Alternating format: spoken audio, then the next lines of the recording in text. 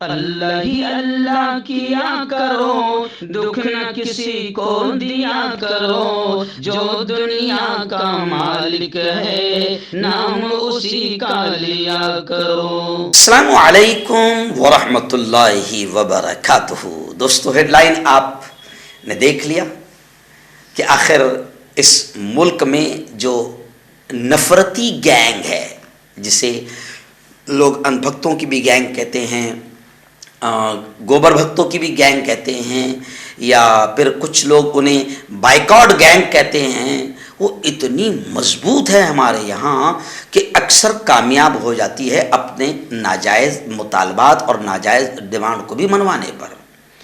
और जाहिर बात है कि इसी गैंग के वजह से सत्ता टिकी हुई है और सत्ता चल रही है। तो सत्ता भी क्या करेगी बेचारी, जब उनको मालूम है कि इन्हीं गोबर भक्तों पे हम टिके हुए हैं। तो सत्ता को भी उनके बहुत सारे डिमांड्स मानने पड़ते हैं, हुकूमत को भी उनके बहुत सारे डिमांड मानने पड़ते हैं। मॉब लिंचिंग भी अगर वो कर दें तो पकड़े नहीं जाते, अगर उनके नाम महिलाओं के रेप में भी आ गए तो सम्मानजनक अंदाज में वो छूट भी जाते हैं, और फिर रेपिस्टों को हार फूल पहनाए जाते हैं, उनको तिलक लगाकर पेड़े भी खिलाए जाते हैं। तो बहुत अजीब मसला है इस प्यारे देश का।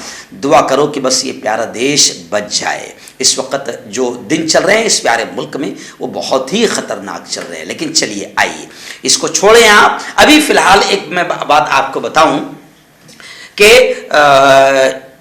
इस बाइकॉट गैंग ने गोया कि कहीं ना कहीं अपनी बात को मनवा लिया और सेंसर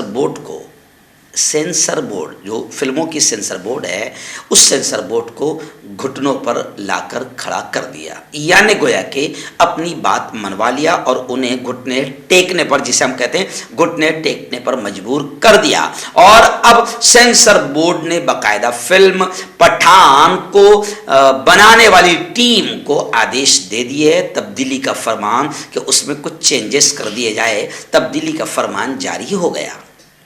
आप जानते हैं कि फिल्म पठान के एक सॉन्ग पर गालिबन शायद क्या नाम है, कुछ तो भी बोले, बेशरम रंग, तो उसमें कई रंग बताए गए, मगर एक ख़ास रंग को लेकर जो है विवाद खड़ा किया गया। हालांकि उसको लेकर लाखों करोड़ों समझदार लोगों ने, जिसमें खुद नॉन मुस्लिम हिंदू भाई है, उन्होंने भी कहा कि भाई ये कोई मुद्दा ही नहीं है।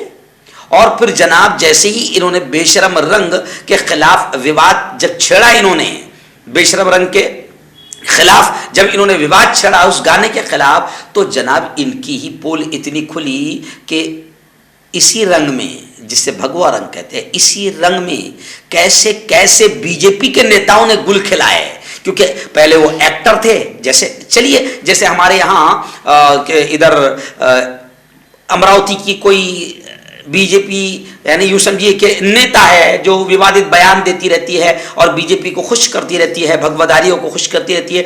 उसने बेचारी ने थोड़ा बोला तो फौरन पुराने उन्होंने जो भगवा ड्रेस पहनकर या साड़ी पहनकर गुल खिलाए थे वो गाना वायरल हो गया।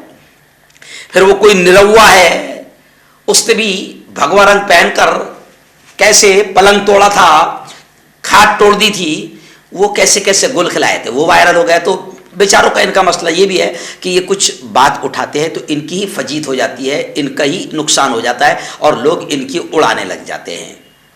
जी हाँ, तो वो सारी चीज़ें लोगों ने खुद कहा कि भाई एक फिल्म तो ऐसा है, गाना तो ऐसा है जिसमें नंगी पुंगी बिल्कुल वहशिया टाइप की औरतें जो है वो भगवा ड्रेस पहनी हुई, और सिर्फ भगवा ड्रेस नहीं पहनी हुई है बल्कि उनके उस ड्रेस पर जो उन नंगी औरतों ने पहना है उस पर श्री राम जय श्री राम भी ऐसे अल्फाज लिखे हैं। तो कितना बड़ा अपमान था। मगर कभी किसी के पेट में दर्द नहीं हुआ था, कभी किसी को तकलीफ नहीं हुई थी।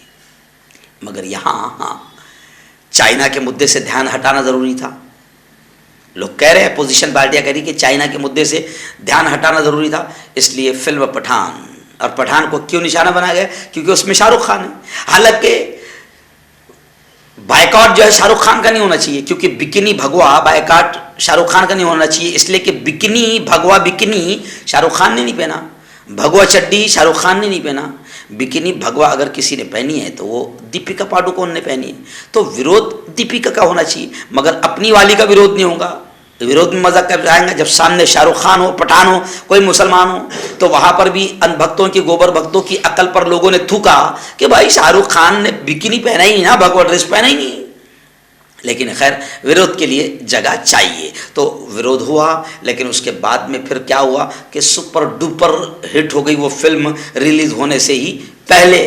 चलो ठीक है, अंधभक्तों की मान ली गई है और सेंसर बोर्ड ने पठान फिल्म में तब्दीली का ऐलान कर दिया है और फिल्म बनाने वालों को हिदायत दे दी है कि वो विवादित गाना और जो तब्दीलियां हैं उनको समझें और थिएटर में रिलीज होने से पहले सेंसर बोर्ड को दिखा दें, उस विज़न को पेश करें जो तब्दील किया है। इस तरीके से गोया खबर ये आ गई है कि आखिर पठान फिल्म में तब्दीली का फरमान जारी कर दिया गया, मगर फिल्म तो हिट हो गई। एक बात समझ लें आप, और ये भी एक अजीब बात है कि अनभक्त जिसका विरोध करते हैं उसके किस्मत का सितारा चमक जाता है। तो जनाब दीपिका पादुकोण के किस्मत का सितारा अनभक्तों के विरोध से इतना चमका कि दुनिया के सबसे बड़े खेल फीफा वर्ल्ड कप में दीपिका पादुकोण को बुलाकर वर्ल्ड कप का ओपनिंग उनसे करवाया गया, बॉक्स उनसे खुलवाया गया। दीपिका पादुकोण को वहाँ बुलवाकर गोया कि दीपिका पादुकोण की किस्मत का सितारा चमक गया। शाहरुख खान वहाँ बुलाए गए, शाहरुख खान की किस्मत का सितारा वहाँ चमक गया। यानी अनभक्तों का बहुत अच्छा है, अनभक्त अगर किसी का विरोध करे तो उसकी किस्मत का सितारा चमक जाता है। हालांकि अनभक्त भी बेचारे समझते कुछ नहीं है, वो तो अपने आका के इशारे पर काम करते हैं। आका कहता है छू, वो बेचारे छू हो जाते हैं और अपना दौड़ना शुरू कर देते हैं और अपना भौंकना शुरू कर देते हैं। खैर कभी कभी अच्छा भौंके तो अच्छा भी लगता है। अगर अच्छा भौंके, मुल्क के विकास के लिए भौंके, मुल्क की तरक्की के लिए भौंके, मुल्क में एकता के लिए काम करे तो हम भी उनके साथ काम करें। मगर वो बेचारे किराए के टट्टू की तरह आका के इशारे पर काम करते हैं और मुल्क के असल मुद्दों से ध्यान हटाकर मुल्क की जनता के साथ धोखा और दगाबाजी करते हुए अक्सर यही काम करते हुए नजर आते हैं।